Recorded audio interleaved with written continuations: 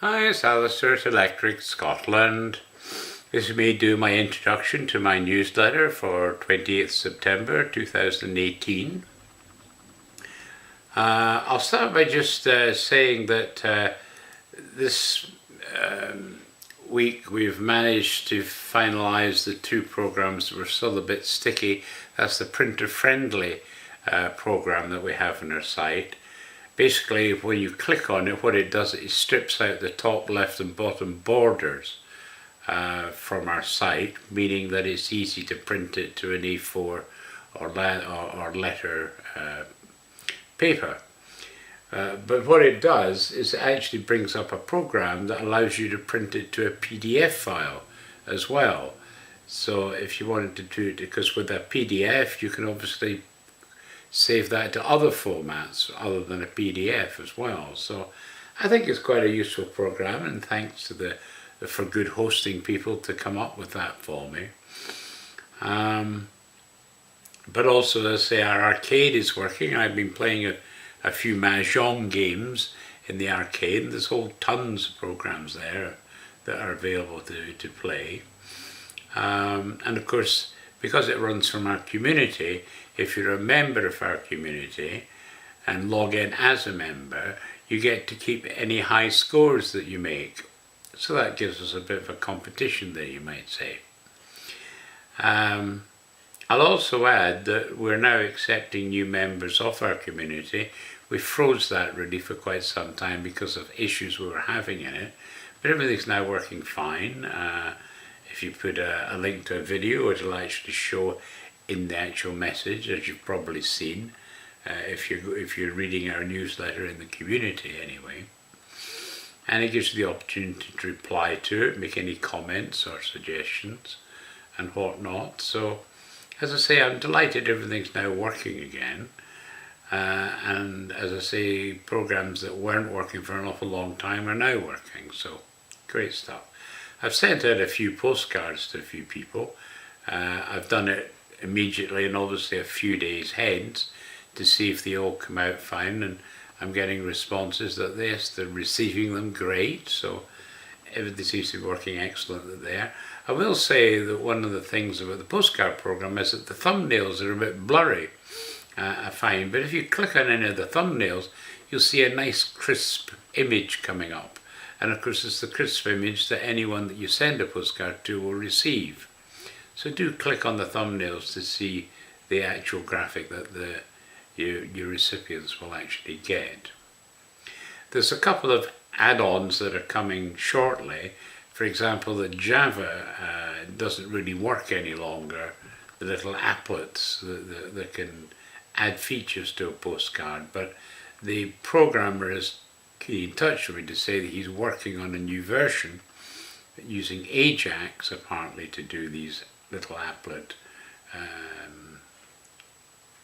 add-ons, and he said as soon as it's working and it's okay, he'll give me a free upgrade. So we could only see that things will be enhanced as we work with that new postcard program. Okay, so there you go. That's what I'm been doing. As I say, I'm going to relax a wee bit because it's been a lot of work getting everything working that should have been working and hasn't for a long time, because Steve just wasn't into sorting things out for us, unfortunately. And I've confirmed that we have a full backup of all our sites, that it's working well, and we can go back 15 days if we need to, because they are keeping 15 days worth of backups. So if I notice I've made a major error on something, I can revert to the previous day's version to overwrite the issue, or I can go back up to 15 days. So that's a really useful facility to have. Okay, so on to the newsletter itself. As I say, our news stories that I've got for you this week are why today's kids are the worst behaved for a generation. So kids nowadays are probably the worst behaved for a generation. Wouldn't you agree, is the question. It seems to me every generation always says that about the new generation, but it's still a fun to read article anyway, so you might like to have a wee read of that. The next story is ScotMed serves up profit rise despite headwinds. ScotMed Cooperative, the Edinburgh-based convenience store retailer, has overcome significant cost pressures to deliver a double-digit hike in profits. I'd like to mention here that I used to work for Carnation Foods many years ago, and ScotMed was one of my more important customers. So I've always been supportive of the cooperative movement, and I hope you might reading the wee story. They're Edinburgh based. ScotMed is really all around Edinburgh. The next story I've got for you is Kanzi UK is the most popular idea in politics. It's writing for The Telegraph. UK member of the European Parliament, Donald Hannan, explains the growing momentum behind the Kanzi campaign and why cooperation with Canada, Australia and New Zealand is the greatest option for a post-Brexit Britain. Really good article, that. Hope you'll read it.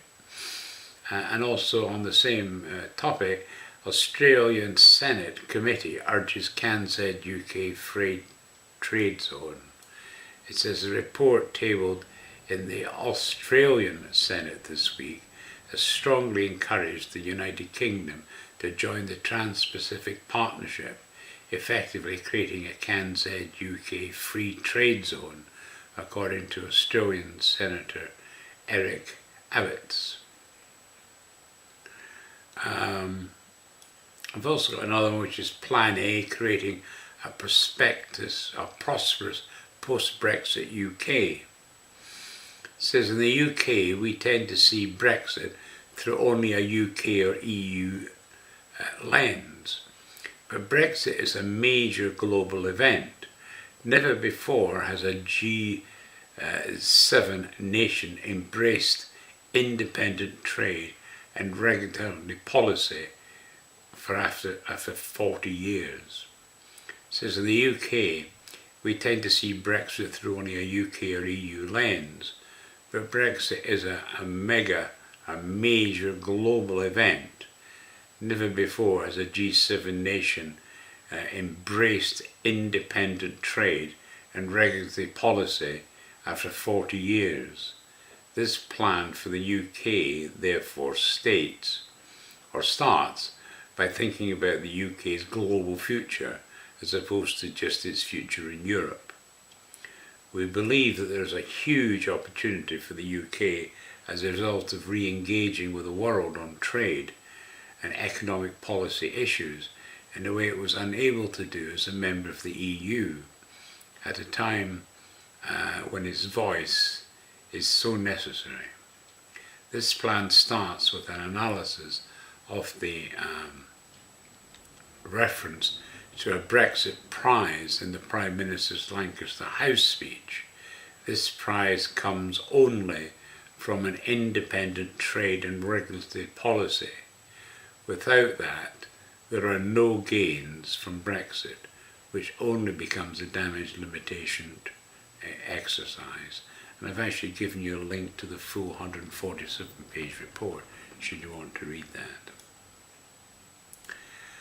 Trump will have the last laugh on the UN. It says Donald Trump's UN speech was a realistic response to a changed world.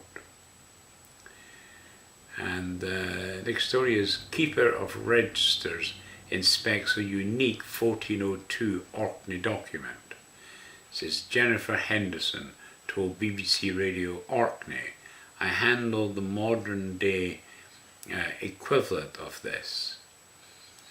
So when someone is selling land, they'll produce a modern day version of the document.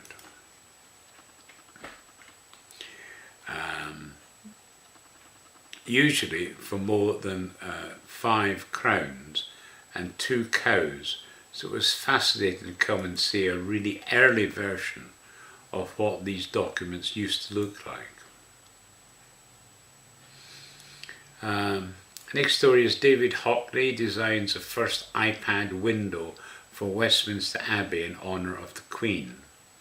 The window, the artist's first work in stained glass, reflects the Queen's love for and connection with the countryside.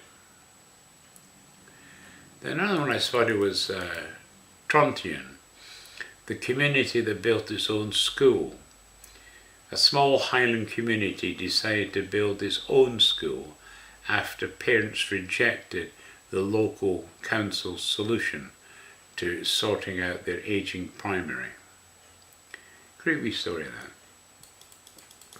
Then now in Oxford and Cambridge top the list of best universities in the world. And the reason for bringing that is the article actually tells you how our Scottish universities have performed. So that's why I actually brought you that story rather than to feature Oxford and Cambridge. Another one that tweaked my interest was President Trump's speech to the United Nations was a ball buster. You know what did not come up? Not one word, not one syllable, not one reference to climate change or global warming at the United Nations in the speech by President Trump.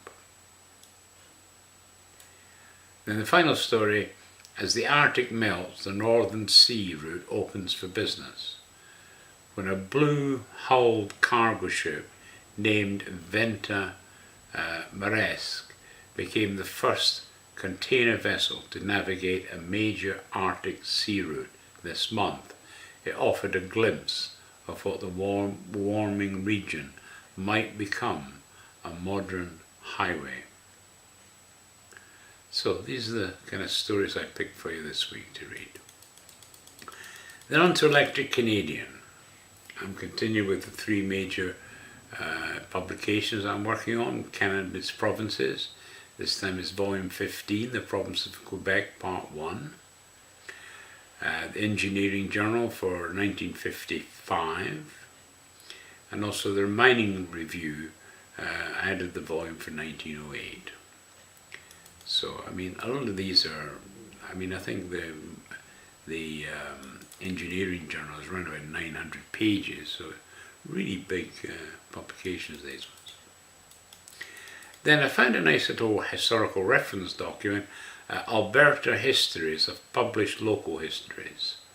This is assembled by the Friends of the Geographical Names Society as part of a local history mapping project in 1995. Basically, it gives you a list of all the local published histories. Not all of them by any manner of means have been scanned in. But the thing is that if you at least knows local history for a town within Alberta, then you're going to get the title and the author and the date, so you should be able to find the document. So it's a good reference resource, this. Then I go on Canadian Life in Town and Country by Henry J. Morgan and Lawrence J.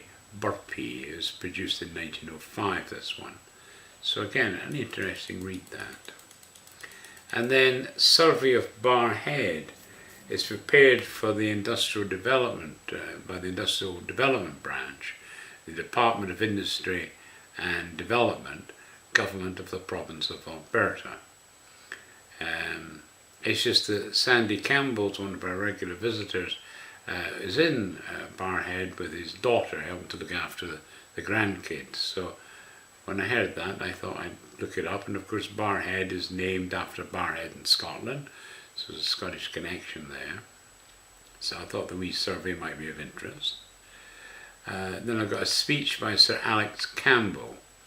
This is on the second reading of a bill to incorporate the specific railway company in the Senate in Ottawa, Thursday, February the 3rd, 1891.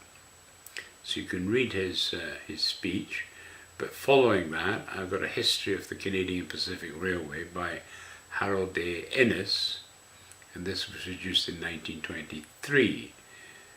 So you can read that very interesting account. And then taken from the archives, our Voyage to Canada from Norway, It's quite an interesting account. So we'd be fictitious, but it's based on fact, and it gives you a bit of a feel for how people from Scandinavia basically went to the UK and got the ship from Liverpool to get across to Canada. So it's a kind of interesting way of counting that. And then I put out some new videos. I added some new videos to our Yukon page due to discovering some of the ones I had up were no longer available. You know, this is the trouble with YouTube. So often you put up a video to YouTube and then you find it's been taken down, it's no longer available. Highly irritating, that. Although the benefits of getting a good video from YouTube are great, the fact that they go down so often is really irritating. I also discovered a few videos of our Makers of Canada people. So if you look at the first tranche of Makers of Canada, you'll find I've put up some videos about them there. And finally, Conrad Blanc, only the people can end this democratic horror show. It's about the Trump situation. Trump can still prevail in the midterms as a second story, and then Trudeau's high tax, high deficit, low growth plan is doomed. So it's a bit of a castigation on the Liberal Party in Canada. Going on to Electorate Scotland, again with the YouTube situation, I've updated our travel page because some of the videos I put up there, which were really excellent, are no longer available, unfortunately. So I put up some new ones, so I hope you might enjoy looking at those. I've got Clark's Barrhead and Nielsen directory up. I posted this up partly because of the Barrhead page on Electric Canadian, as I thought there might be some cross-checking that could show some connections there. And then Old Marlborough, it's on the Story for Province by T. Lindsay Buick. This is in New Zealand. So as you know, a lot of people in New Zealand are from Scotland, so I thought it would be of interest. A Memoir of the Life of John Tulloch is another book I put up. He was the principal and Primarius Professor of St Mary's College and St Andrews University. He was Dean of the most ancient and honourable Order of the Thistle, one of Her Majesty's chaplains in Scotland, etc., etc. And it's by Mrs. Oliphant, and it's the third edition, so clearly a popular publication, and certainly a very interesting person, well worth a read. And then the final one I've got is The Book of the Gardens by Charles Mackintosh, a Scot. He was corresponding member of the London Horticultural Society, the Massachusetts Horticultural Society in the States, the Royal Caledonian Horticultural Society, etc.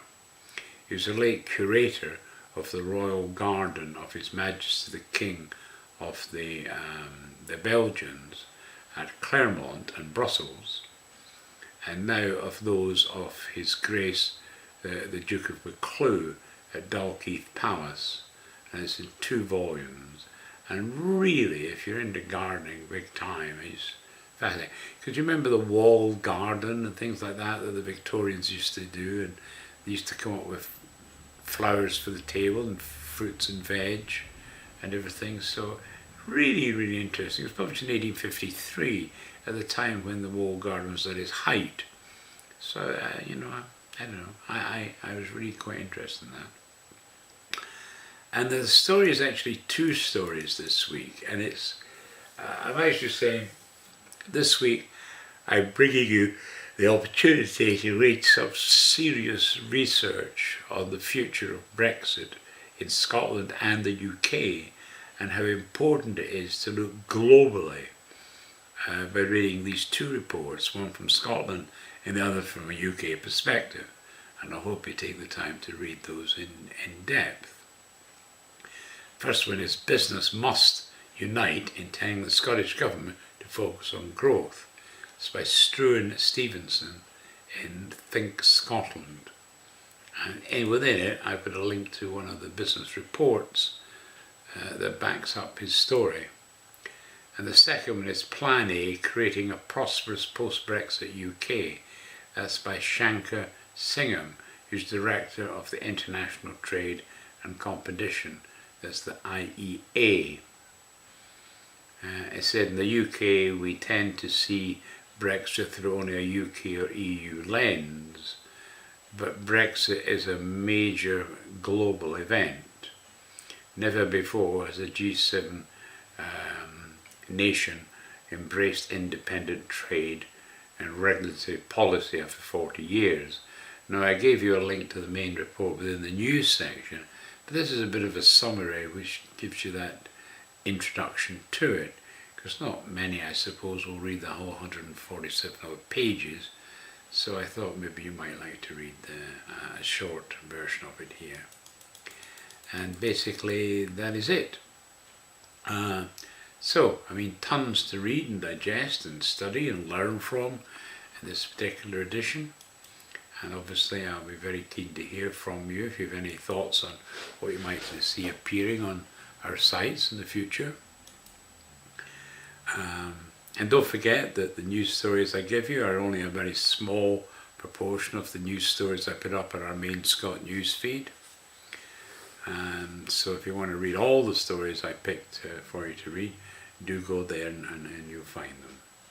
Okay, so as always, in the comment section I put a link to the actual newsletter, which will give you all the links to these stories I've brought you this week. Okay, look forward to hearing from you. Take care. Have a good weekend.